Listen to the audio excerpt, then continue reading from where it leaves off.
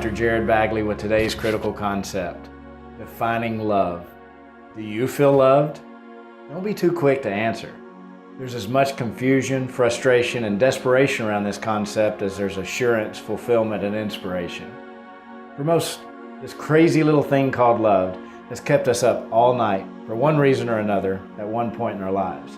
As much as it fuels the fires of passion, ties the knots of friendship, and binds a parent to their child, love itself remains largely misunderstood. Love is a choice, not a feeling. For many, that doesn't sit well. We see movies and other cultural descriptions of what love should be, but ask any married couple who've been at it for a while, and they'll be the first to tell you that love requires a commitment or choice, that the feeling isn't always present. Love is not a sentiment.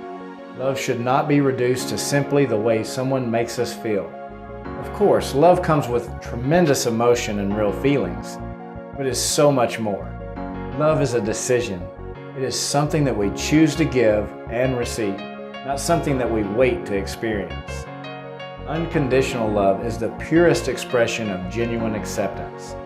This choice is made independent of others' behavior, and sometimes even in spite of their behavior.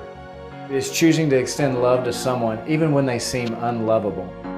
It's important to differentiate that unconditional love does not imply unconditional approval. We should reserve the right to disapprove of another's behavior, yet without judgment accept them and love them unconditionally. At the same time, mastery of unconditional love will trump all other elements when it comes to stress reduction and achieving peace of mind and heart. Forgiveness, a critical emotional action step. Achieving unconditional acceptance in some relationships may have to start with forgiveness, sometimes forgiving someone that does not deserve to be forgiven. This may not sound reasonable at first. In fact, forgiveness often requires a new economy, grace. For thousands of generations, humans have sought one common emotional theme: to be loved.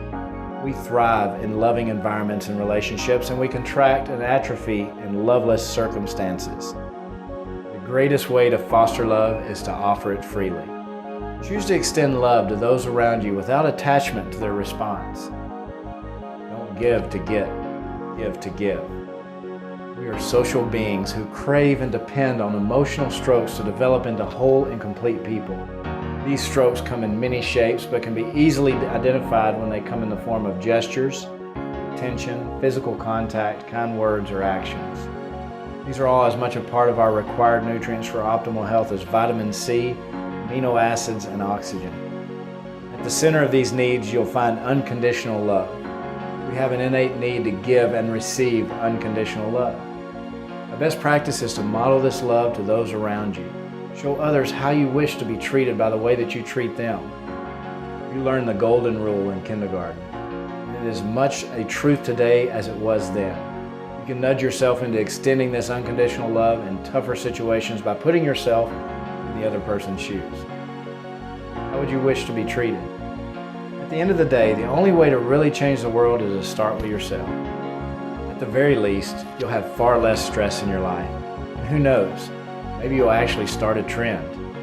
At this point, you should be establishing your peace of mind account using electronic funds transfer, getting to bed earlier, and working towards sleep before 11 p.m.